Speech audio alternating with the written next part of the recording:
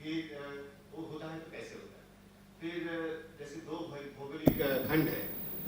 आज उसके राजनीतिक सीमाएं हो सकता है कि अलग है, मतलब लेकिन उसके जो सांस्कृतिक सीमाएं हैं हो सकता है वो बीच में अट जाती हो, मिट जाती हो, तो वो कैसे मिटती है, ये एक दूसरा प्रश्न है। तीसरा प्रश्न है कि इतनी जो नफरत, हिंसा, ये सब चलते रहते हैं दुनिया में, तो ये जो संगीत है उसमें उसके माध्यम से हम लोग सेतु कैसे बनाते हैं। फिर एक चौथी बात ये आती है कि गुरु शिष्य परंपरा में एक तो आपके जो बाप दादा के ज़माने से, गुलाम हुसैन साहब के ज़माने से, मोहम्मद हुसैन साहब के ज़माने से, फिर आता हुसैन खां के बारे में हम पढ़ रहे थे कि वो हीलर भी थे, मतलब वो लोगों को बीमारी भी हल करते थे। तो म्यूजिक के माध्यम से बीमारी भी हल शायद की जा सकती है। तो एक ये जो अपने बाप दादा के ज़माने से जो परंपरा चली आ रही है, इसके साथ साथ जो पातियाला घराने के जो और जो जिम्मेवारी इनको सौंपी गई है, फिर अमानत अली खान साहब के साथ या फतेह अली साहब के साथ जो भी शिक्षा इन्होंने प्राप्त की है, उसके बारे में थोड़ा हम लोग जानना चाहते हैं। फिर ये जैसे इनके पिताजी ने जैसे लिखा था कानून तराब जो पुस्तक लिखे हैं, और फिर आपने भी एक आप पुस्तक लिख रहे हैं, तो केवल गायन भर नहीं करते हैं, गायन के बारे में अध्ययन मनन भी करते हैं। तो उस अध्ययन मनन से हमें क्या उपलब्धि हो रही है, एवं ये जो सेतु बनाने के काम में हम क्या मदद कर सकते हैं, हम जानना चाहते हैं। हमारे मानव संग्रहालय के दृष्टिकोण से ये एक महत्वपूर्ण एक कार्यक्रम है, क्योंकि आप हमारे लिए एक सांस्कृतिक दूत हैं जो इस तरह की सीमाएं मिटा सकते हैं। तो हम उस हिसाब से आपसे, आप लोगों से प्रश्न रात से शुरू है। चीन और लाल तलैयों के भूभाग में उस्ताद अल्ताफ हुसैन खान साहब का हम सब सामूहिक की ओर से स्वागत है। और ये हम लोगों की खुशकिस्मती है कि हालांकि हम लोग उस्ताद बड़े गुलाम अली खान साहब, बरकत अली खान साहब, नजाकत और सलामत अली खान साहब और अमानत और फतेह अली खान साहब की गायकी की वजह से पटियाले की गायकी के मुरीद हैं, लेकिन पटियाले की तमाम बारीकियों और खूबियों को जानने का ये हमको पहली दफ़ा एक मौका मिल रहा है। और इसी मौके का फ़ायदा उठाते हुए जो सवाल मैं उस्ताद मोहतरम से कर रहा हूँ वो ये है कि उसका जवाब देने की मेहरबानी फरमाएंगे कि पटियाले घराने की जो गायकी है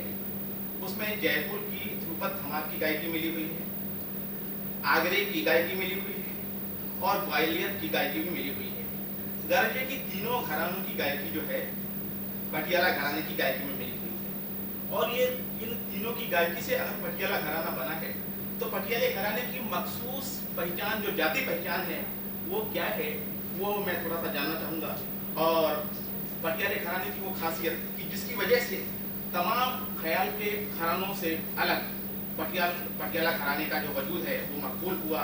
वो सबसे अलहदा और बुलंद हुआ। तो इसके सिलसिले में उस्ताद कुछ मालूमात फरमाएंगे। मेरा यानी मैं अपने हिसाब से कहता हूँ आपको कि शायद और हमारे पटियाला घराने के उस्ताद लोग जो हैं वो मुझसे ज़्यादा इसको समझते होंगे। और ख़ुसूसियत उसमें एक तो पटियाला घराने गायकी में जो रंगीनी है और उसमें जो रंगामीज़ियाँ हैं और लय में उनका ज़रा खेलना साथ में, आवाज़ में कि क्या कहते हैं कि कुदरत, उसमें एक बुलंदी और सुरीलापन जो अब अलबत्ता जितने हमारे बुज़ुर्ग गुज़रे हैं उनमें बहुत ज़्यादा होता है। और पटियाला घराना जो बना, ये घरानों से जितने गुज़रे हैं उनसे मुतासिर हो कि उन लोगों से कुछ लेकर उन घरानों से, तो उन्होंने अपना एक स्टाइल उस्ताद फतेह अली खान साहब और जर्नैल साहब और अली बख्श खान साहब ने उन्होंने पेश की इसको, और उन्होंने इन घरानों से पूरा तालीम हासिल की थी। उसके बाद इन्होंने ये घराने का नाम पटियाला घराना रखा। और पटियाले का असर जो है उसमें जो बात है, तो एक तो सरजमीन की बात है, तो पटियाला जो है सरहद में हमेशा वाक़ था, है, जहाँ से हमेशा यानी रंगीन मिजाजी भी पंजाब लोगों में, और वहाँ का जितने जंग वगैरह हुए हैं इस एरिया से, और ये हमेशा जंग का हिस्सा रहा, उसमें उनकी गायकी में ये सब रंग आते हैं। और पटियाला घराने की गायकी से मालूम होता है कि ये एक मुहारिबा का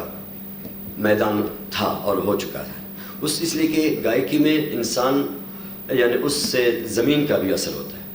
रंग का असर होता है उसका। बंदिशों की नज़ीरों के पेश नज़र कि जैसे ग्वालियर और पटियाले की गायकी में ग्वालियर गायकी का असर इस किस्म का है, आगरे का असर इस किस्म का है, जयपुर का असर इस किस्म का है, और इनको मिलाकर पटियाला गायकी इस तरह की थोड़ा सा कुछ चंद बंदिशों के पेश नज़र अगर उस्ताद काम फरमाएं तो मेहरबानी। तो मैं इसलिए कि आपसे कर्ज करूं कि पटियाला घराने का जो अच्छा इतना ज़्यादा, जहाँ तक कि घरानों को दूसरे घरानों से यानी वो करके मुझे पेश तो करूँगा आपको कुछ पटियाला घराने की बंदिशें, लेकिन जहाँ आप जो वो करना चाहते हैं, उसको सुनना चाहते हैं, उसको मुझे उतना वो अभी ठीक से वो नहीं होगा। इस वजह से कि मैंने पहले अर्ज़ किया कि ठीक है घराना मेरा पटियाला है, लेकिन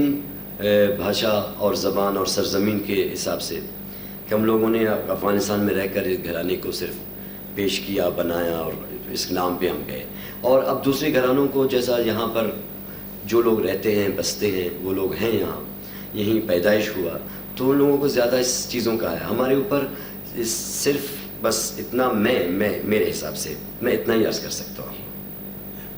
ये आखिरी मुगल बादशाह बहादुर शाह जफर के दौर में जी, जब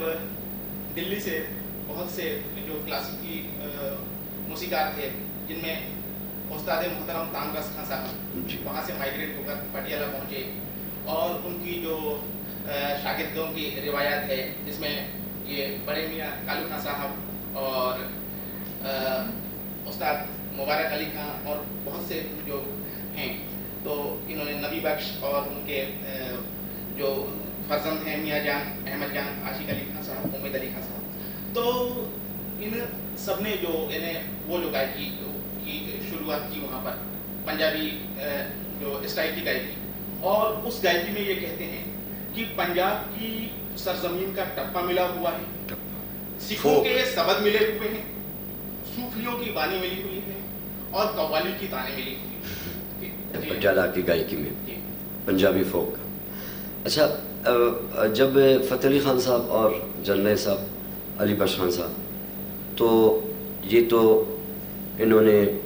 तालीम हासिल की थी शुरू में से, और जब वो अच्छा ये तो सबको आपको भी मालूम है कि सुने होंगे आप कि जब वो तशरीफ़ लाए थे दिल्ली में, तो तानरस खान साहब का किसी महफिल में अली फत्तू खान साहब का प्रोग्राम था, तो अलिया फत्तू खान साहब का, और अच्छा अभी कुछ फरमाइए। मैं ये अर्ज कर रहा था कि ये पटियाले घराने में कुछ रेयर किस्म के जो राग हैं, अछूत राग, दुर्लभ राग जिनको कहते हैं, वो भी मतलब गाए जाते हैं, और ये बहुत से उस्तादों ने उनको गाया हुआ है। जैसे ये बड़े गुलाम अली खान साहब ने राग धानी गाया, सारंग कौंस, ये मोहतरमा परवीन सुल्ताना अलिंदा जी गाती हैं, कुसुमी कल्याण, तीन तोड़ी, मंगल भैरव। तो एक मतलब जो पॉपुलर राग हैं, उनके अलावा रेयर रागास के भी यहाँ काफ़ी की रिवायत है। आप और आपके ने जिनसे सीखा हुआ है, आपके वालिद मोहतरम से, आप लोग भी कुछ वो रेयर रागास पेश करते होंगे क्या? कोई ऐसे कुछ राग हैं इसलिए जी, ऐसी कोई चीज़ ध्यान में हो तो वो? हाँ, ऐसे कुछ रागे हैं जिनको यानी अच्छा अछोब का नाम तो हर राग को अछोब बना के गा सकते हैं,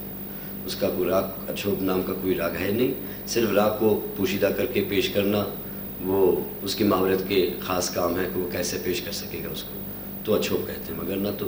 तो और ऐसे रागे हैं जितना जब भी आपने फरमाया, तो कुछ जैसा मैंने एक मीना मनी के नाम से एक राग पटियाला घराने का, तो शायद कम पेश किया गया हो, वो भी है। अभी सुनने में नहीं है। हाँ, मीना मुनी, तो मैं उसको भी पेश करूँगा थोड़ा सा उसका,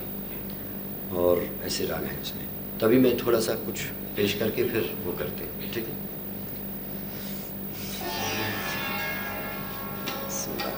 आप सब जानकार लोग हैं और मैं माफ़ी चाहता हूँ कुछ मुझसे अगर, इसलिए एक तो ज़बान में थोड़ा हो जाता है, मैं फिर भी माफ़ी चाहता हूँ जहाँ तक मैं समझता हूँ, और फिर उसको फिर दोबारा जवाब देने में कोशिश करता हूँ कि कहाँ तक मैं उसको आपको समझा सकूँ। तो हमारे भाषा में इसको पर्शियन में इफ़ादा कहते हैं, समझाना, लेकिन इफ़ादा का भी क़ुव्वत होता है कि वो कैसे समझा सकता है। इस्तिफ़ादा उसको समझना और इफ़ादा उसको समझाना, कमज़ोरी अगर उसमें ना हो तो इसलिए यहाँ इफ़ादे में होता है या इस्तिफ़ादे में, लेकिन यहाँ इंशाल्लाह के इस्तिफ़ादे में तो बहुत अच्छा है आपका, और इफ़ादे में मुझे वो हो रहा है कि ठीक मैं बोल सकता हूँ उसके लिए।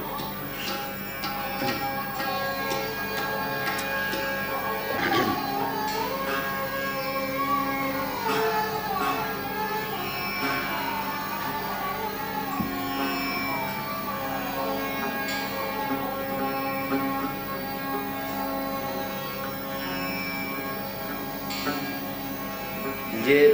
जो स्टाइल इसका जिस गायकी से गाया जाता है, तो आशिक़ अली ख़ान साहब ने हमारे वालिद साहब को शुरुआत मुनकरी से की थी इसी राग से। तो सबकी इजाज़त से मैं सबसे माफ़ी हूँ, सुजाता जी, पंडित जी सबसे।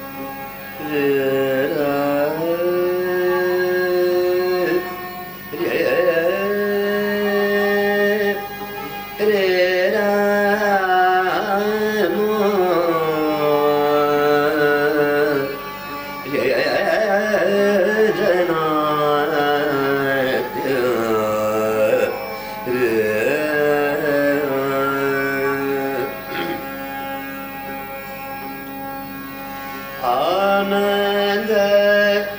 आ जा मेरा मन भयो, आनंद आ जा मेरा मन भयो, आनंद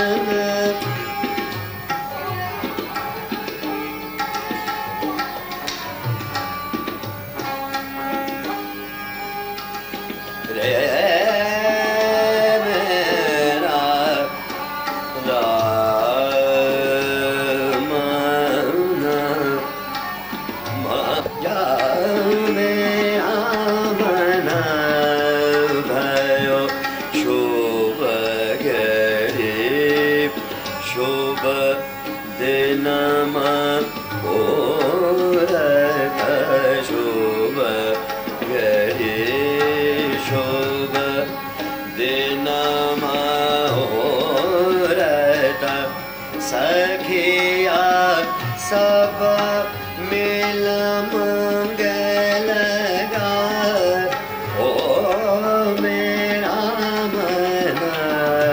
भयो आनंद आय जा मेरा मन भयो।